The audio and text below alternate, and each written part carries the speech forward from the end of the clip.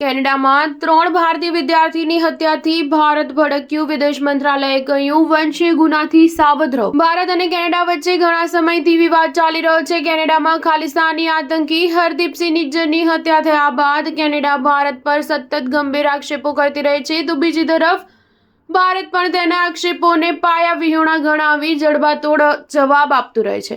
આ તમામ ઘટનાક્રમ વચ્ચે કેનેડામાં એક સપ્તાહમાં 3 ભારતીય વિદ્યાર્થીઓની હત્યા થઈ છે, જેના કારણે ભારત રોષે ઠાલવ્યો છે.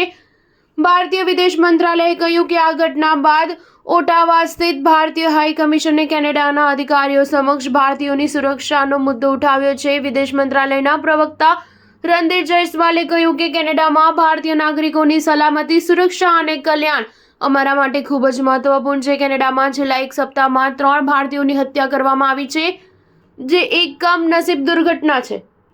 કેનેડામાં આપણા નાગરિકો સાથે થયેલી ભયાનક દુર્ઘટનાથી અમે દુઃખી છીએ. તેમણે કહ્યું કે અમે મૃતકના પરિવારજનો પ્રત્યે ઊંડી સંવેદના વ્યક્ત કરીએ છીએ. આ ઘટના મુદ્દે આપણા ટોરેન્ટો અને વેન્કુવરના ઉચ્ચ કમિશનર અને કોન્સ્યુલેટ સંભવ તમામ મદદ કરી રહ્યા છીએ. અમે આ ઘટનાની ઊંડાણપૂર્વક તપાસ કરાવીશું. અમે કેનેડામાં ભારતીયો વિરુદ્ધની આ ઘટનાઓની ઊંડાણપૂર્વક તપાસ કરાવવા માટે સ્થાનિક અધિકારીઓના સંપર્કમાં છીએ. સત્તાવાર આંકડા મુજબ કેનેડામાં 4 લાખથી વધુ ભારતીય વિદ્યાર્થીઓ અભ્યાસ કરી રહ્યા છે. કેનેડા સ્થિત ભારતીય હાઈ કમિશનર દ્વારા વિઝા ન આપવાની ઘટનાના રિપોર્ટ અંગે પૂછવામાં આવતા જયસ્વાલે રિપોર્ટને ખોટી માહિતી ફેલાવવાનું અભિયાન ગણાવ્યું છે. તેમણે કહ્યું કે કેનેડાની મીડિયા દ્વારા ભારતને બદનામ કરવા માટેનું આ એક ઉદાહરણ છે.